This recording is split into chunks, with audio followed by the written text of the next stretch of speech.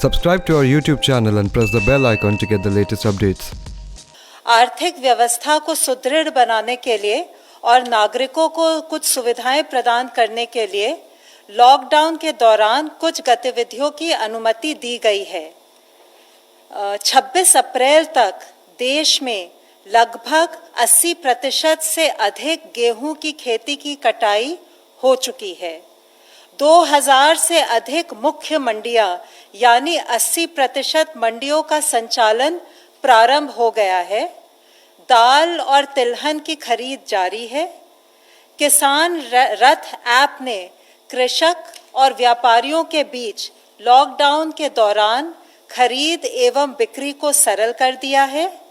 80,000 से अधिक कृषक और 70,000 से अधिक व्यापारी किसान रथ ऐप पर पंजीकृत हैं। मनरेगा के तहत भी कार्यों ने गति पाई है। वाटर कंजर्वेशन और इरिगेशन जैसे लार्ज कम्युनिटी असेट्स पर भी मनरेगा के तहत काम शुरू हो गया है और 2 करोड़ से ज्यादा श्रमिकों को रोजगार प्राप्त हुआ है। सर्वे के अनुसार लगभग 60% फूड प्रोसेसिंग यूनिट्स ऑपरेशनल हो गई हैं। स्पेशल इकोनॉमिक जोन्स में 2,825 इकाइयां और इसके अलावा 350 एक्सपोर्ट ओरिएंटेड यूनिट्स भी क्रियाशील हो चुकी हैं। ग्रामीण क्षेत्र में निर्माण कार्यों से, ईंट भट्टों के संचालन से और सड़क परियोजनाओं इत्यादि के प्रारंभ होने से स्थानीय और प्रवासी श्रमिकों को फिर से रोजगार मिल रहा है। ये आवश्यक है कि इन सब कार्यों को करते हुए हम सावधानी बरतें, राष्ट्रीय निर्देशों का पालन करें, जैसे सोशल डिस्टेंसिंग, मास्क पहनना तथा स्वच्छता नियमों का और हेल्थ प्रोटोकॉल्स का अनुपालन करना। जैसे मैंने आप सबके साथ साझा किया था, गृह मंत्रालय द्वारा आपदा प्रबंधन अधिनियम के अंतर्गत गठित इंटर मिनिस्टीरियल सेंट्रल टीमों ने संबंधित राज्यों में पहुंचकर अपना काम शुरू कर दिया है। इन टीमों में वरिष्ठ स्तर के प्रशासनिक अधिकारी थे, सीनियर पब्लिक हेल्थ स्पेशलिस्ट और नेशनल डिजास्टर मैनेजमेंट अथॉरिटी से भी स्पेशलिस्ट थे। उनकी एक्सपर्टीज हम राज्यों के साथ शेयर करना चाह रहे थे, जिससे कि केंद्र और राज्य सरकार मिलकर कोविड-19 के नियंत्रण में सफलता पा सके।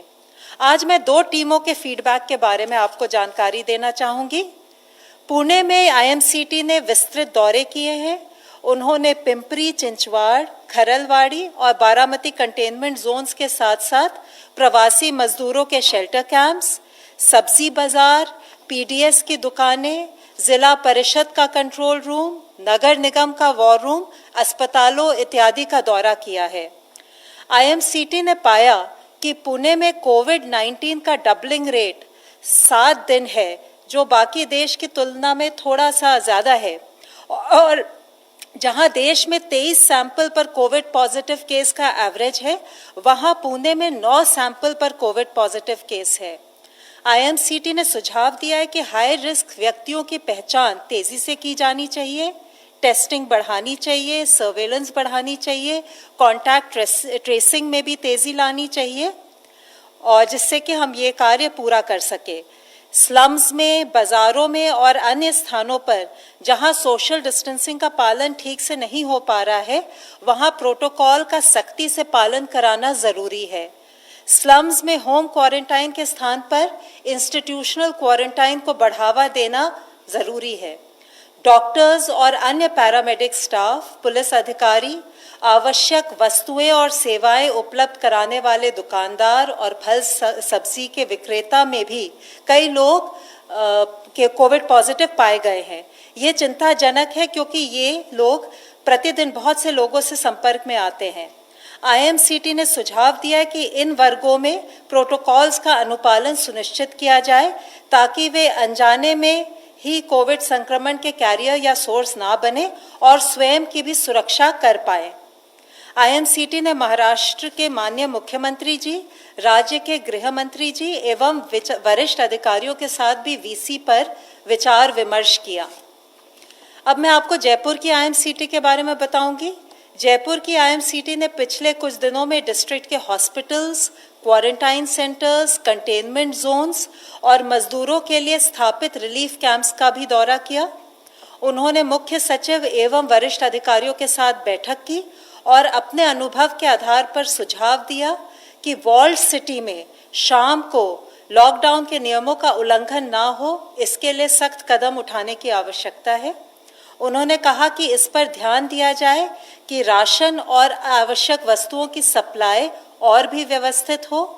क्वारंटाइन कैंप्स को आवासीय क्षेत्रों से दूर ले जाने की आवश्यकता है। उन्होंने टेस्ट के रिजल्ट्स की गति बढ़ाने पर बल दिया। उन्होंने ये भी सुझाव दिया कि गैर कोविड अस्पतालों की भी पहचान की जाए ताकि लोगों को अन्य चिकित्सा सेवाओं की सुविधा मिल सके। आईएमसीटीज ने दोनों डिस्ट्रिक्ट्स में पाया कि स्थानीय प्रशासन लगन और निष्ठापूर्वक कार्य कर रहे हैं और इन सुझावों से स्थिति को बेहतर बना सकेंगे। कोविड-19 की चेन को हम तभी तोड़ पाएंगे अगर लॉकडाउन के नियमों का अच्छी तरह से पालन हो। इसके लिए ये बहुत आवश्यक है कि हम सब नियमों का पालन करें और सभी राज्य सरकारें लॉकडाउन के वायलेशन पर कड़ी कार्रवाई करें। धन्यवाद। धन्यवाद। Health ministry representative please. कल से अगर हम देखें तो भारत में 1396 नए पॉजिटिव केस आए हैं, which takes our total confirmed cases to 27,892. 20,835 people जो हैं वो एक्टिव मेडिकल सुपरविजन में हैं। पिछले एक दिन में 381 पेशेंट्स आर फाउंड क्योर्ड, जिससे कि हमारा total persons who have been cured the number become 6,184। इसको अगर हम देखें तो हम पाते हैं कि हमारा रिकवरी रेट 22.17% हो चुका है। And the positive news is कि हम देख रहे हैं कि प्रोग्रेसिवली हमारे रिकवरी रेट में इजाफा हो रहा है, हमारा रिकवरी रेट बढ़ रहा है। 16 डिस्ट्रिक्ट हैं देश के जहां पर कि पिछले 28 दिनों से कोई केस रिपोर्ट नहीं हुआ है। इन डिस्ट्रिक्ट्स में 3 नए डिस्ट्रिक्ट्स ऐड हुए हैं। अगर आप देखें 24 अप्रैल से अब तक में, वह है गोंदिया महाराष्ट्र में, देवनगिरी कर्नाटक में, लखीसराय बिहार में। इसी के साथ ही जो डिस्ट्रिक्ट पहले 28 दिन की, जिसमें कि पहले केस आए लेकिन 28 दिन से केसेस नहीं आए थे, इससे पहले रिपोर्ट हुई, उनमें से 2 डिस्ट्रिक्ट्स में नए फ्रेश केसेस भी आए हैं। वह है पीलीभीत उत्तर प्रदेश में और एसपीएस डिस्ट्रिक्ट पंजाब के अंदर। टोटल ऐसे 85 डिस्ट्रिक्ट हैं 25 स्टेट्स और यूनियन टेरिटरीज में, जहां पर कि पिछले 14 दिनों से कोई केस रिपोर्ट नहीं हुआ है। यह हम लोगों को जानना होगा, फॉलोअप करना पड़ेगा कि हम अपनी विजिल को कॉन्स्टेंटली उसी मोमेंटम से बनाए रखें ताकि इन डिस्ट्रिक्ट की संख्या बढ़े और इन डिस्ट्रिक्ट में कोई नया केस ना आए। आज माननीय प्रधानमंत्री जी ने सभी राज्यों के मुख्यमंत्रियों के साथ वीडियो कॉन्फ्रेंस के जरिए बातचीत भी की। उन्होंने राज्य के मुख्यमंत्री से कहा कि वह सजग रहें, सचेत रहें। रेड जोन और ऑरेंज जोन में पड़ने वाले सभी जिलों में सख्ती रखते हुए chain of transmission of virus इसको ब्रेक किया जाए। ग्रीन जोन में जिला एडमिनिस्ट्रेशन सर्विलेंस पर फोकस रखते हुए अलर्ट रहे ताकि उस जिले में यह संकट प्रवेश न करे। कोरोना ग्रसित होना कोई स्टिग्मा नहीं है। जितनी जल्दी सच्चाई का सामना होगा उतनी जल्दी ही और उतने ही अप्रोप्रिएट तरीके से उसका समाधान होगा। एक मुख्य अंश के रूप में माननीय प्रधानमंत्री जी ने यह भी कहा कि इस समय में अन्य आरोग्य सुविधाएं जैसे कि डायलिसिस, अन्य बीमारियां, उनके ट्रीटमेंट आदि में भी कोई ढिलाई ना होने दें। परंपरागत मेडिकल व्यवस्था सुचारू रूप से चलती रहे। रेड जोन से ऑरेंज जोन, ऑरेंज जोन से ग्रीन जोन में जिले को ट्रांसफॉर्म करना ही हमारा मंत्र होना चाहिए। आज इसी संदर्भ में आप लोगों को मैं एक और मुख्य विषय के बारे में बताना चाहूँगा। आप सभी को पता है कि हम एक इन्फेक्शियस डिजीज से लड़ रहे हैं और इस लड़ाई में हमें सबका साथ चाहिए, लेकिन कभी कभी लैक ऑफ अवेयरनेस या लैक ऑफ प्रॉपर अंडरस्टैंडिंग के कारण हमारे मन में फियर या पैनिक घर कर लेता है और जो पॉजिटिव पेशेंट्स होते हैं या जो हमारे फ्रंटलाइन वर्कर्स काम कर रहे हैं, हम उनके साथ स्टिग्मा एसोसिएट करने लगते हैं। हम उन्हें स्टिग्मेटाइज करते हैं, हम उनके साथ भेदभाव करते हैं। लेकिन हमें समझना होगा कि हमारी लड़ाई बीमारी के साथ है, ना कि बीमार व्यक्ति के साथ। इस स्टिग्मा के चलते हुए कई बार पेशेंट्स भी अपने आप को छुपाने की कोशिश करते हैं और ट्रीटमेंट लेने से कतराते हैं। इससे ना केवल उस पेशेंट को हार्म होता है, उसकी फैमिली को हार्म होता है, बल्कि पूरी सोसाइटी को नुकसान होना संभव है। ज़रूरत है कि हम पेशेंट्स का साथ दें, उसके साथ खड़े हों और उसका सपोर्ट बने। हमें मिस इन्फॉर्मेशन और पैनिक को फैलने से रोकना है। कोविड-19 के स्प्रेड के लिए किसी भी कम्युनिटी या एरिया को लेबल नहीं करना है। खास करके हेल्थ केयर और सैनिटरी वर्कर्स या पुलिस को टारगेट नहीं करना चाहिए, क्योंकि वे हमारी मदद के लिए कार्य कर रहे हैं। स्टिग्मा के इस डीप रूटेड इशू को एक इंटेंसिव कैंपेन के माध्यम से आज हम सबको मिलकर एड्रेस करने की ज़रूरत है। हमें ये समझना होगा कि जो रिकवर्ड पेशेंट हैं वह कोई ट्रांसमिशन नहीं करते, बल्कि वो एक पोटेंशियल सोर्स हो सकते हैं हीलिंग के लिए, कि अगर उनका प्लाज्मा थेरेपी जो एक एक्सपेरिमेंटल प्रोसेस हम कर रहे हैं, अगर वह सक्सेस होता है तो उनकी एंटीबॉडीज से और बीमार लोगों को हम ट्रीटमेंट कर पाएंगे। आज ज़रूरत है कि हर यूथ ग्रुप, हर एनजीओ, हर सेल्फ हेल्प ग्रुप, हर पंचायत लीडर, ग्रास रूट में काम करने वाला हर मनुष्य वह खड़ा हो, वह आगे आए और कम्युनिटी में इस बिहेवियरल चेंज के लिए हम सब मिलकर प्रयत्न करें। मैं फिर से दोहराना चाहूँगा कि ये लड़ाई पेशेंट्स की नहीं है, डॉक्टर्स की नहीं है, सरकार की नहीं है, बल्कि पूरे समाज और पूरे देश की लड़ाई है। पूरे समाज को साथ लिए बिना, पूरे समाज का सपोर्ट लिए बिना हम ये लड़ाई कभी नहीं जीत पाएंगे। हमारे फ्रंटलाइन वर्कर्स हमारे प्रोटेक्टर्स हैं, हमारे चैंपियंस हैं। हमें उनके साथ भेदभाव नहीं करना है, तो क्योंकि नहीं तो फिर हमारी रक्षा कौन करेगा। इस निस्वार्थ रूप से जब वह हमारी सेवा करने के लिए अपनी जान को जोखिम में डालकर काम कर रहे हैं, तब ज़रूरत है कि हम उनके सपोर्ट के लिए खड़े हों। हम उनको, जैसे अब तक हमने जनता कर्फ्यू और अदरवाइज भी उनको हमने जिस तरह से सम्मान दिया, वह सम्मान हमारा कंटिन्यू रहे। और इसी संदर्भ में मैं आप लोगों को दिखाना चाहूँगा कि कैसे हमारे जवान, चाहे वह पुलिस हो या अर्धसैनिक बल के जवान हो, कैसे वे अपनी जान को जोखिम में डालकर हमारी सुरक्षा कर रहे हैं। हम सभी को चाहिए कि हम उनका आभार व्यक्त करें, उन्हें उचित सम्मान दें।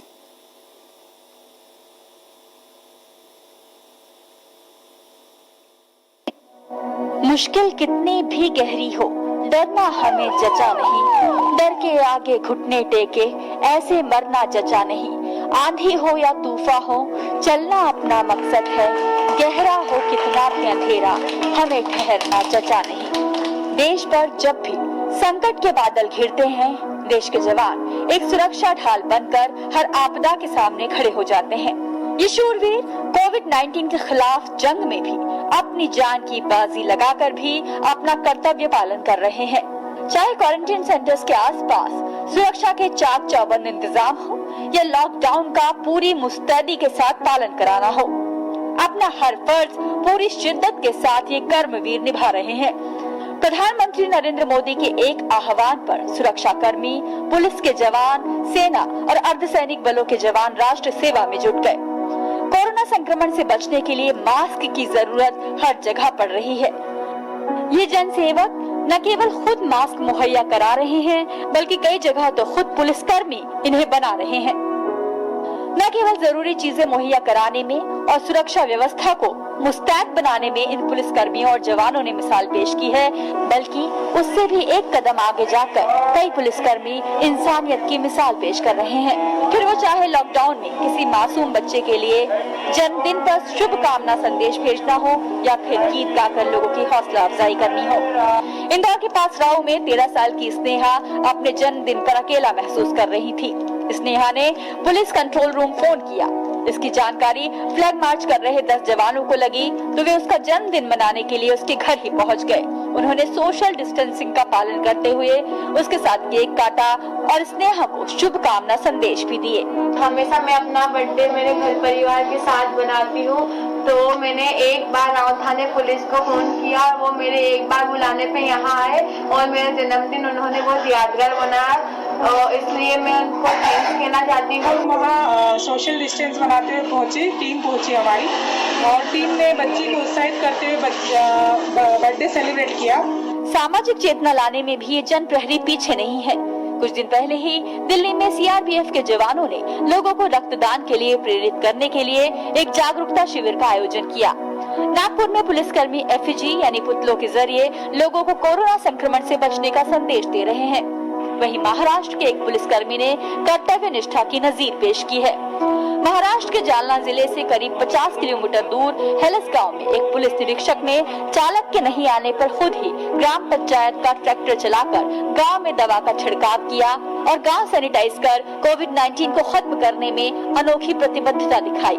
चंडीगढ़ में सीआरपीएफ के जवान जरूरतमंद परिवारों को खुद खाना बनाकर खाद्य सामग्री उपलब्ध करा रहे हैं। कोरोना संकट के समय पुलिस कर्मियों ने मानवता की मिसाल पेश की है, फिर वो चाहे गर्भवती स्त्रियों को ठीक वक्त पर अस्पताल पहुंचाना हो, दूर दराज के इलाकों में जरूरतमंद औरतों को सैनिटरी नैपकिन उपलब्ध कराना हो।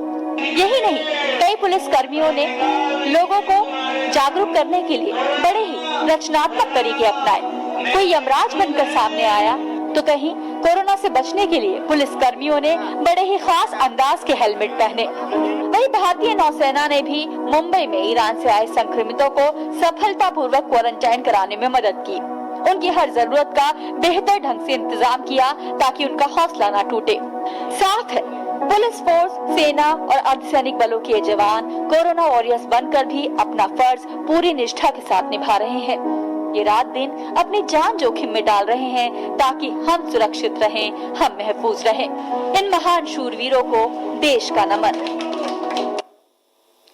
आज ज़रूरत है कि हम फिजिकल डिस्टेंसिंग का पालन करें ताकि हम अपने आप को बचा सकें, अपने पेरेंट्स को बचा सकें, अपने ग्रैंड पेरेंट्स को बचा सकें।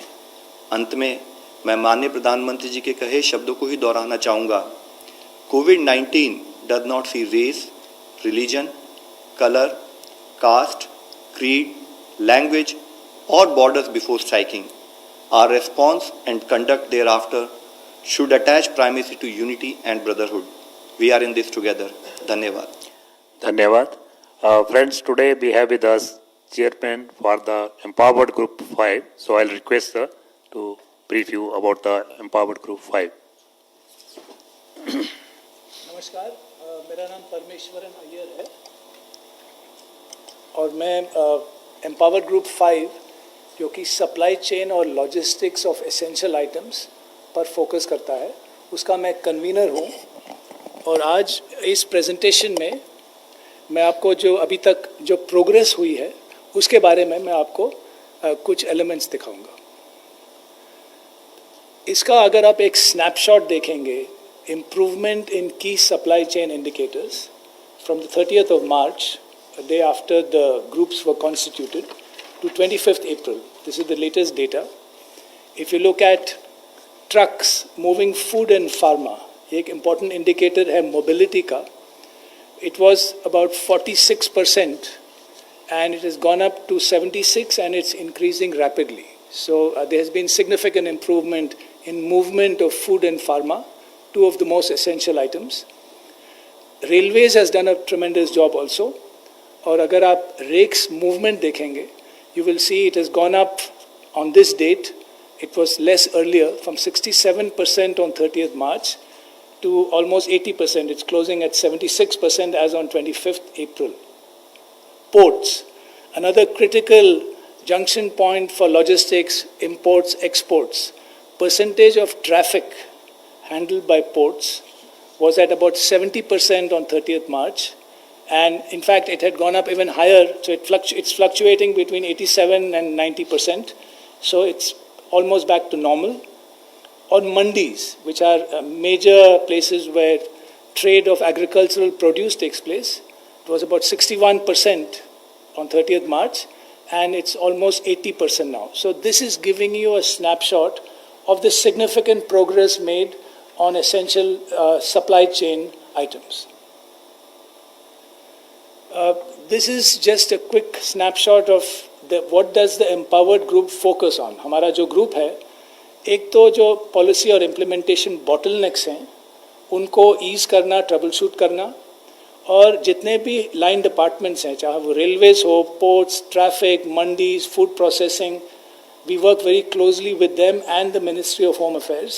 We also consult with stakeholders from outside, industry, food, pharma, transporters, wholesalers, retailers and mandis. We try to cover all the key stakeholders. उनसे हम कंसल्ट करते हैं, उनके ओपिनियंस लेते हैं, and then we factor that into recommendations which we make. Specific bottlenecks को trouble shoot करना, this is also very important. जैसे नासिक में the onion mandi had a problem when one person was tested positive. So we worked with Maharashtra government, with Agriculture Ministry, and then alternative arrangements were made. And then tracking key indicators, जैसे मैंने अभी आपको दिखाया, और disseminating of best practices of supply warriors. अभी love ने police के बारे में एक आपको अच्छा वीडियो दिखाया. There are a number of supply and corona warriors, चाहे वो postal department के हों, truck drivers हों, unloaders हों, ordinary people who are performing extraordinary work, उनके stories हम share करते हैं and other states listen and learn from those stories.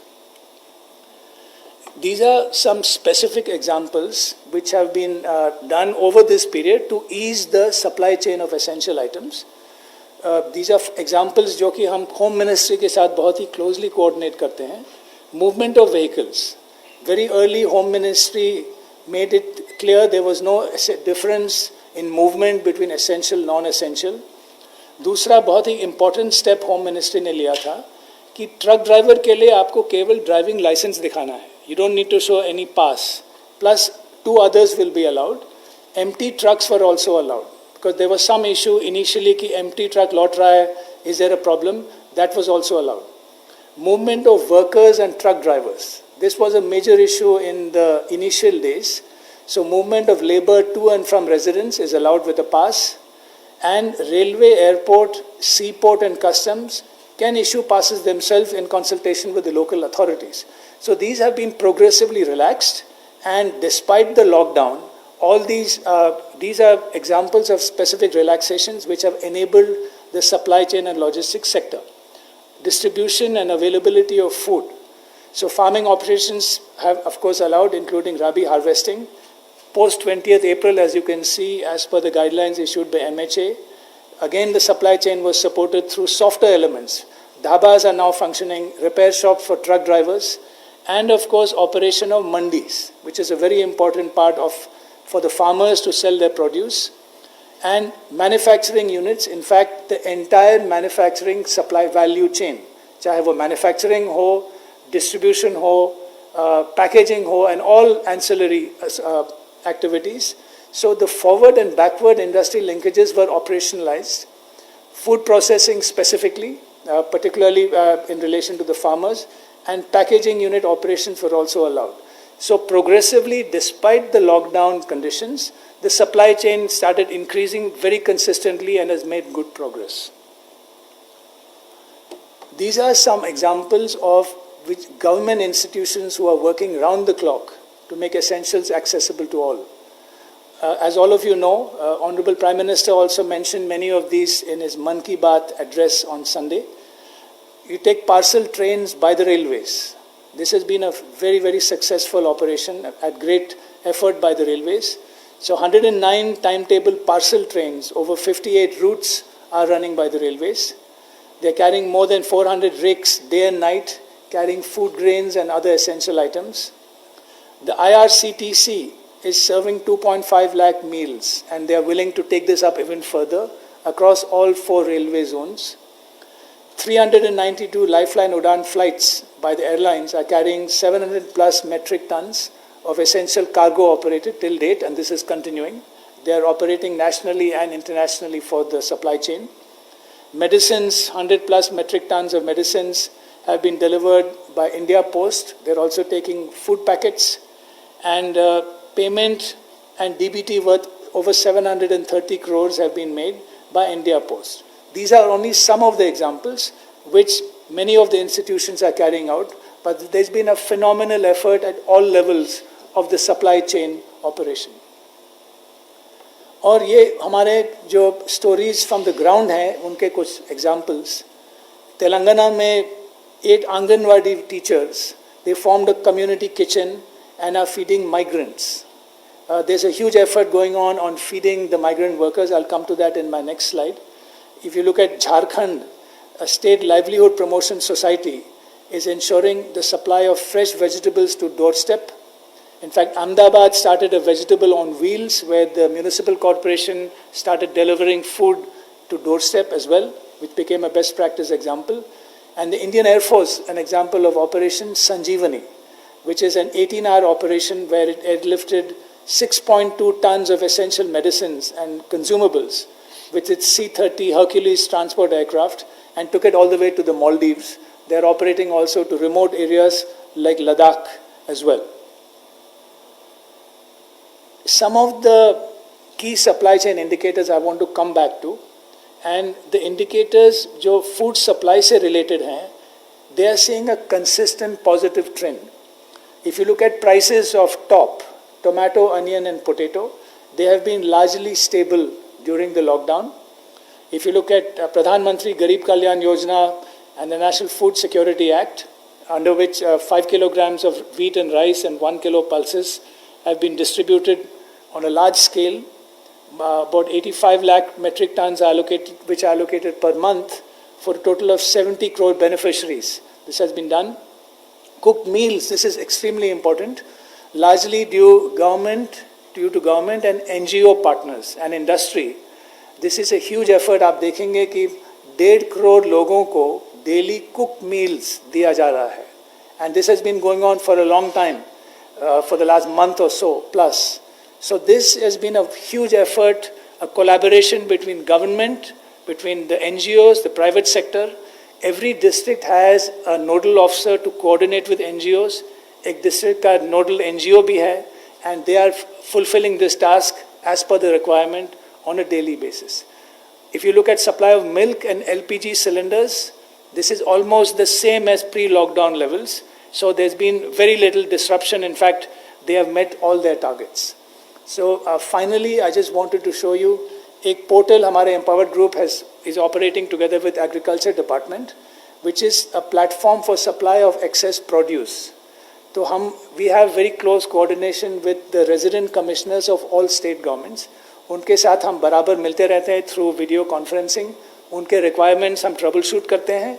And wherever they have states which are supplying, जैसे Telangana, Andhra are supplying mangoes, we are connecting them with states which will purchase them. There were mandis as well, which were, which were troubleshoot. For example, the Nashik mandi, Azadpur mandi is now running on a 24/7 basis. So in addition to that, we are also connecting supplying states with buying states. So these are just some examples of the work we are doing with state governments and other departments and private people.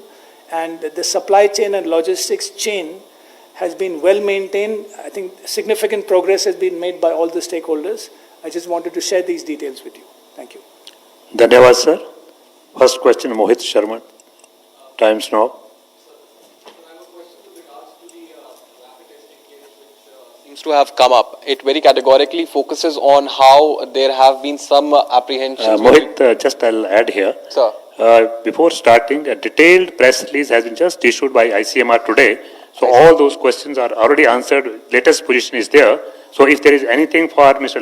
Agarwal or from the MHA, sir, address that question there. Sure. Yeah, ICMR, you can divert the question. Yeah. Absolutely, sir. Okay. Apart from the release that has already been issued, which specifically talks about how and the purchase did take place, sir, were the MHA and the Health Ministry not taken into consideration? They were not asked about the purchase, because it certainly seems that a 225 rupee kit was marked up to around 600 rupees and then possibly purchased. However, the ICMR goes on to say that it did not procure any of it.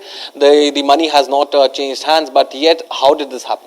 Sir, let me just explain to you. First, let's start with the fact that rapid diagnostic kits have a very limited role to play. We have been highlighting to you, explaining to everyone that they have primarily role in terms of either epidemiological investigation or in terms of surveillance. Subsequent to that, based on duly following a process, जैसे कि मेरे senior colleague ने बताया है कि हम लोगों ने पूरा प्रोसेस फॉलो करते हुए टेंडर बुला के रैपिड डायग्नोस्टिक किट्स का जो टेंडर फाइनलाइज किया गया आईसीएमआर के द्वारा, जिसके बारे में उन्होंने डिटेल्ड प्रेस रिलीज इशू की है, वह काफ़ी सेल्फ एक्सप्लेनेटरी। अगर मैं शॉर्ट में आपको बताना चाहूँ तो उन्होंने टेंडर बुलाया। टेंडर बुलाते टाइम पर जो ऑर्गेनाइजेशंस ने सेंसिटिविटी और स्पेसिफिसिटी उसके जितने भी इंटरनेशनल सर्टिफिकेशंस हैं उनको सबमिट किया, जिसके बेसिस पर L1 को टेंडर दिया जाता है। टेंडर देने के बाद जब उन्होंने सप्लाई किया तो उसके बाद जब फील्ड पर उनके बारे में कंप्लेंट आई तो आईसीएमआर ने इमीडिएटली रिएक्ट किया। आप सबकी नॉलेज में है, उसके बेसिस पर रिएक्ट करके उन्होंने उनको कैंसिल भी किया और कोई भी पेमेंट उन ऑर्गेनाइजेशंस को नहीं दिया गया है। मुख्यतः जो हमें समझने वाली बात है कि हमारा एफर्ट है कि जो भी किट फील्ड में आए, अगर हम उनको लाते हैं तो कोई ऑर्गेनाइजेशन अगर हमारे को गलत डेटा देता है और फील्ड में वह उसके हिसाब से काम नहीं करता है तो उसके ऊपर रिक्वायर्ड एक्शन लिया जा चुका है। Online question. What is the plan to ensure the well-being of non-COVID patients dealing with other illnesses? Has the government decided on keeping a percentage of hospitals only for non-COVID patients, as people cannot depend on video calls for all consultations? So it is a very important issue. We have already brought to your notice that as far as infection prevention management is concerned, we should have dedicated COVID hospital, ताकि हमारे health कर्मी जो उनको treat कर रहे हैं उनको हम ढंग से ऑर्गेनाइज कर सके, इन्फेक्शन ना फैले।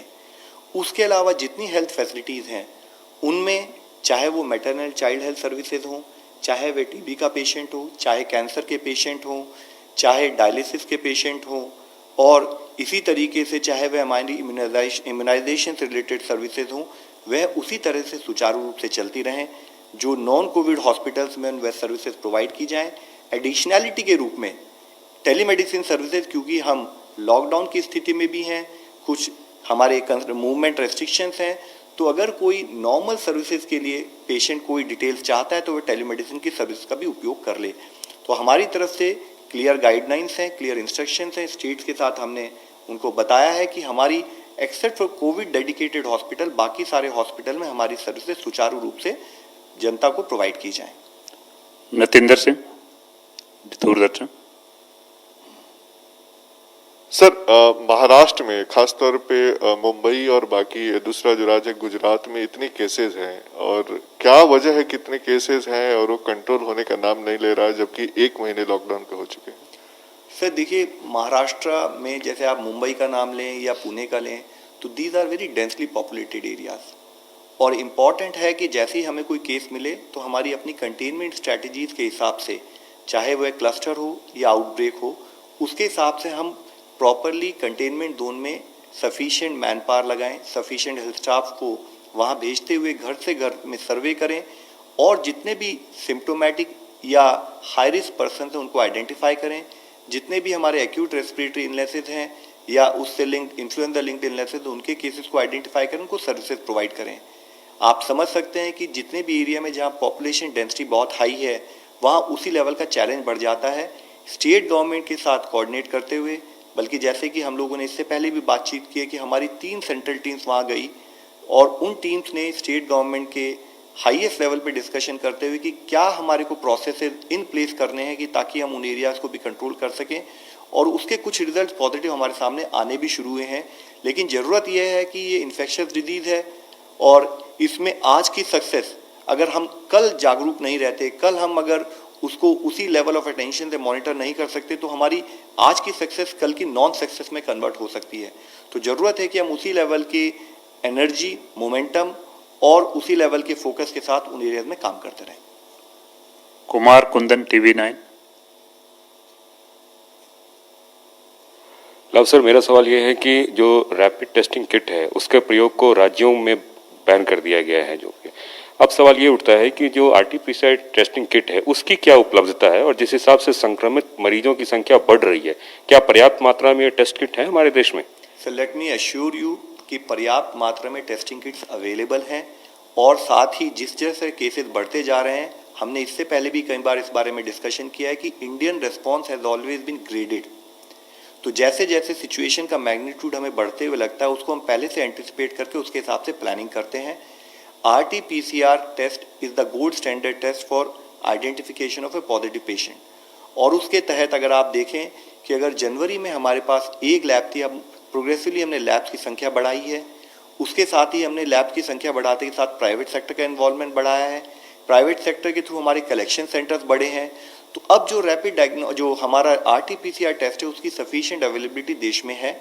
हमारा जो सैम्पलिंग क्राइटेरिया है उसके हिसाब से हमारे टेस्ट होने चाहिए, और उस सैम्पलिंग क्राइटेरिया के हिसाब से we are in sufficient position. और जैसे जैसे अगर हमें नीड लग रही है, ICMR के तहत उस पर काम किया जा रहा है और इंश्योर किया जा रहा है कि देश में जो नीड हो उसके लिए कोई भी कोताही ना हो। साहिल, ANI।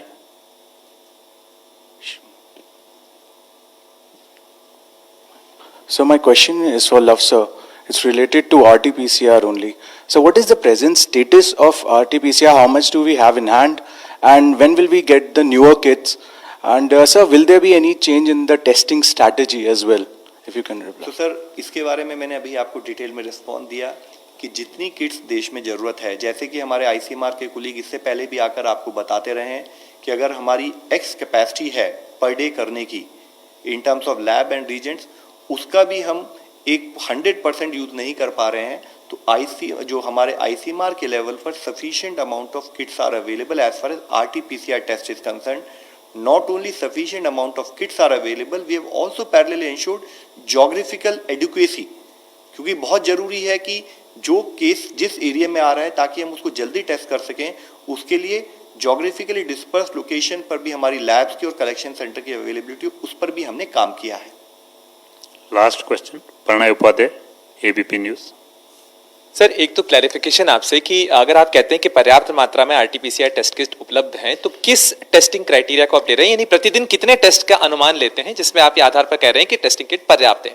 दूसरा सवाल ये कि जो टेस्टिंग किट्स आप खरीद रहे हैं और करीब 45 लाख रैपिड टेस्टिंग किट्स और आ रही हैं और 25 लाख जो है वो कॉम्बो आरटी-पीसीआर टेस्ट आप किट और खरीद रहे हैं ग्लोबल टेंडर से, तो उसमें ऐसी स्थिति ना आए कि इंपोर्टर और डिस्ट्रीब्यूटर के बीच का जो झगड़ा हाईकोर्ट में सामने आया वैसी स्थिति ना हो, उसे अवॉइड करने के लिए या इंडियन मिशंस के थ्रू या जो direct government to government buying है, क्या उस रास्ते को एक्सप्लोर किया जा रहा है कि ये लेसन लर्न्स क्या है इस घटना के बाद के आपके? तो सर, जैसे मैंने आपको पर्याप्त के बारे में बताया है, क्योंकि मेरे आईसीएमआर के कुलीग इस समय मेरे साथ नहीं, तो मैं एग्जैक्ट फिगर अगर मैं दूं तो आपको या तो एग्जैक्ट फिगर दूं या मैं आपको ये एश्योर कर सकता हूं कि जिससे कि हम हर बार डिस्कस करते हैं कि जितनी हमारी रिक्वायरमेंट है as a graded approach India में, उसके पहले ही सफिशिएंट ऑर्डर देकर उसको इंश्योर किया गया है.